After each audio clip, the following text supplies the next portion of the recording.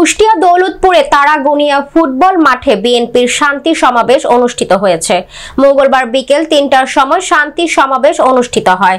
দৌলতপুর উপজেলা বিএনপির সভাপতি ও সাবেক সংসদ সদস্য রেজা আহমেদ বাচ্চু মোল্লার সভাপতিত্বে উপস্থিত ছিলেন দৌলতপুর থানা বিএনপির সহ সভাপতি বেল্লাল হোসেন, সাংগঠনিক সম্পাদক গোলাম মোস্তফা, প্রচার সম্পাদক জহুরুল করিম বিশ্বাস, হাবলু মোল্লা, থানা যুবদলের আহ্বায়ক বেনজির আহমেদ বাচ্চু, সাধারণ সম্পাদক মাসুম হোসেন, সাবেক যুবদল নেতা মনিরুজ্জামান মুমতাজ, উপজেলা ছাত্র দলের আহ্বায়ক মাসুদুজ্জামান রুবেল সহ অঙ্গ সংগঠনের নেতাকর্মী।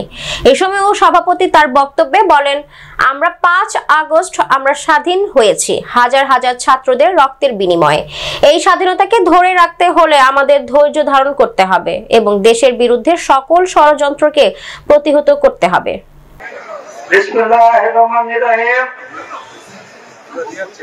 শান্তি সমাবেশে আমি এই দৌলতপুর থানা 500 উপজেলা আছে, সব উপজেলায় যেভাবে ক্ষতি হয়েছে আমার উপজেলায় সামান্য কিছু নেতা আমাদের প্রত্যেকের অভিভাবক রেজা আহমেদ বাচ্চু মোল্লা, মঞ্চে উপবিষ্ট দৌলতপুর বিএনপির নেতৃবৃন্দ, এখানে উপস্থিত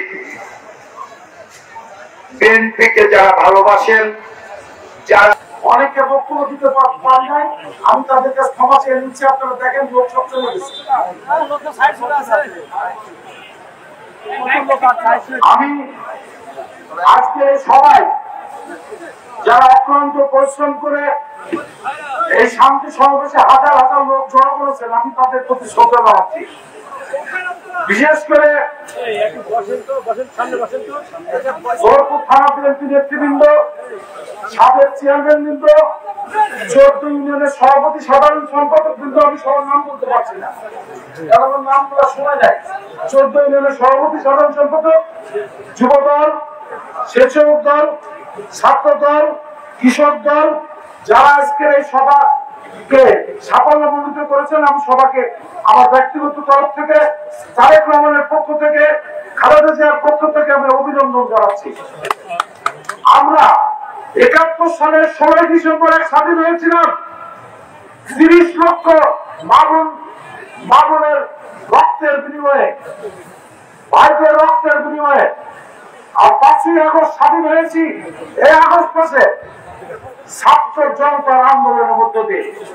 অন্তত 1000 ছাত্র জনতাকে হত্যা করেছে স্বৈরাচারী হাসিনা।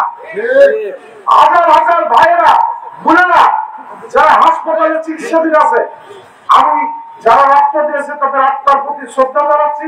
যারা হাসপাতালে আছে তাদের আশু রোগ মুক্ত কামনা করছি। সাথে সাথে আওয়ামী লীগের